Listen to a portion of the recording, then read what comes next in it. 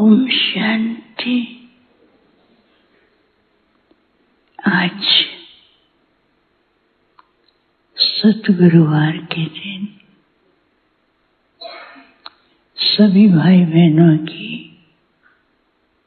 बहुत ही स्नेह भरी याद लेके जैसे मैं वतन में पहुंची, बाबा के सामने पहले से ही बहुत भाई बहने वतन में पहुंचे हुए थे। बाबा हर बच्चे की मीठी मीठी रूहान स्नेह की भावनाओं को सुनने और देखने में बहुत ही प्यार में बाबा भी खोए हुए थे। कुछ सेकंड मैं वो दृश्य देखती रही कि बाप और बच्चों का प्यार का सीन कितना सुंदर था और उसके अंदर इतना स्नेह की लहरें थी और साथ साथ ऊपर से जैसे लाइट की किरणों के द्वारा हर एक के पास एक न एक वरदान पहुंच रहा था और हर एक उस वरदान को लेकर के अपने को ऐसे देख करके बहुत खुश हो रहा था। तो बाबा ने कहा मेरी तरफ देखते हुए, बच्ची तुम आई? मैंने कहा बाबा बहुतों की याद लेके आई हूँ। बाबा ने कहा सबकी याद तो पहले ही पहुंच गई है और बाप ने उस स्नेह के कारण सब बच्चों को वतन में पहले से ही बिठा दिया है। तो बाबा दिखाने लगे, देखो ये सब बच्चे कितने प्यार में खोए हुए हैं। और बाबा ने कहा कि बाप ने इनको निमंत्रण दिया है तो आज बाबा इनके स्नेह का रिटर्न वरदान के रूप में दे रहे हैं और हर एक के पास एक न एक वरदान था। उसको लेकर के वो इतना खुश हो रहे थे जैसे किसको ना बहुत बड़ी लॉटरी मिल गई हो। फिर बाबा ने क्या किया, सब बच्चों को ऐसे अपने पास खड़ा करके बाबा ने कहा आज बाप जो है बच्चों को एक ऐसे स्थान पर ले चलते हैं। तो बच्चे बहुत खुश कि बाबा कहाँ ले जा रहे हैं। तो सामने दूर से क्या देखती हूँ, एक बहुत सुंदर ट्रांसपेरेंट बहुत बड़ा कमरा था। उस कमरे के अंदर एक तरफ बाबा, दूसरी तरफ बीच के अंदर फरिश्ता और तीसरी तरफ था कि देवी देवता भविष्य स्वरूप के अलग अलग मॉडल या यूं कहे अलग अलग सेक्शन बने हुए थे। तो बाबा ने कहा कि सबको वहां पर चलना है और जैसे उस कमरे के पास पहुंचते हैं तो बाबा ने हर एक को अपने हाथ में एक चाबी दिया कि इस चाबी के द्वारा जैसे आप उसको लगाएंगे तो वो कमरा खुलेगा और जिस सेक्शन में जाना चाहें उस सेक्शन में चले जाएं।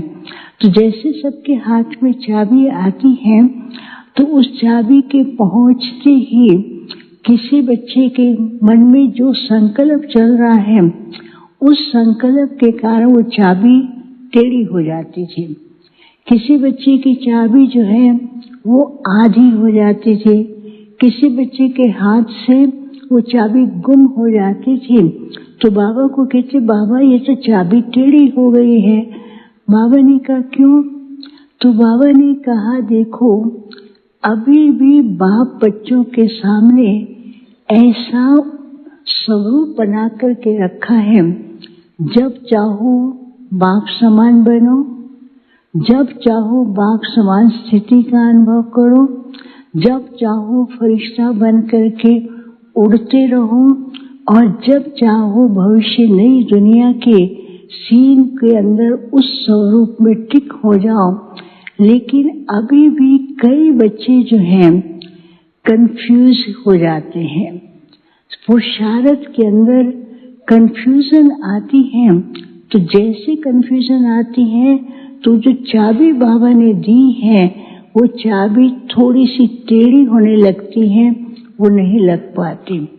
और दूसरी बात बाबा ने कहा, कई बच्चे अभी तक एडिशन करेक्शन और उसके अंदर कई न कई प्रकार के क्वेश्चन हैं, तो क्वेश्चन होने के कारण वो जो उनको चीज मिली है वो जैसे उनके हाथ से आधी दिखाई देती है, आधा नशा दिखाई देता है, आधा वो रहता है। फिर तीसरी बात बाबा ने कहा, कई बच्चे अब माया के सूक्ष्म रूप को न पहचानने के कारण अहम भाव और मैं भाव और उस भाव के कारण मन मत को मिक्स करते हैं, तो बाबा ने जो चाबी दी है वो चाबी का पूरा लाभ नहीं ले सकते हैं। फिर बाबा ने कहा, अच्छा बच्चे फिर से चलो।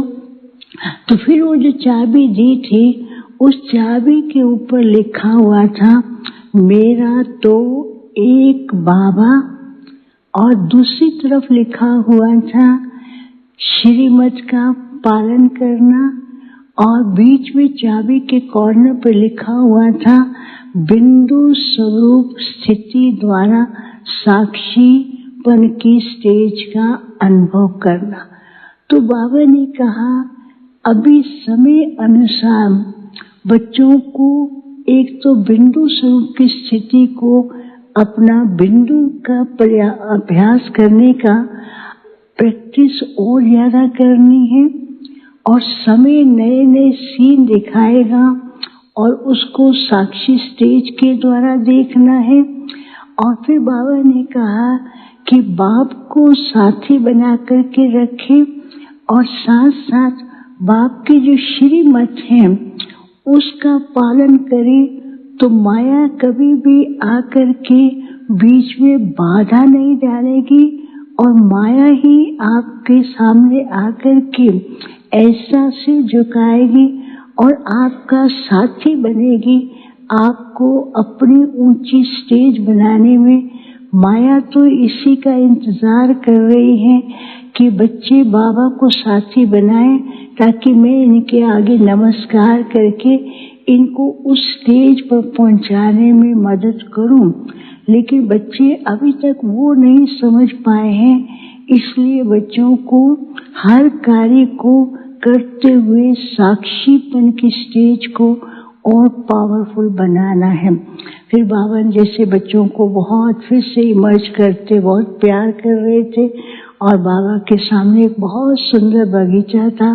बाबा ने क्या किया, उस बगीचे से इतनी सुंदर खुशबू आ रही थी फूलों की, और जैसे जैसे खुशबू आती थी तो हर एक का चेहरा इतना बहुत सुंदर बनता जा रहा था। बाबा ने कहा, देखो ये बाप के बगीचे के चैतन्य फूल हैं, हर बच्चे के अंदर इतनी विशेषताएं हैं, और उन विशेषताओं को देख करके बाप को भी खुशी होती है और सभी बच्चों को एक दो की विशेषताओं को देखकर बहुत आनंद भी मिलता है, और हर एक की विशेषताओं को देख करके उन्हें ऐसा स्वरूप में लाने के लिए बच्चों को बाप भी मदद करते हैं। फिर बाबा ने सबको याद दिया, बाबा को भोग स्वीकार कराया। भोग के बाद फिर बाबा ने सभी को भोग भी स्वीकार कराया, और जिनके भोग थे उनको भी वतन में इमर्ज करते हुए याद प्यार दिया।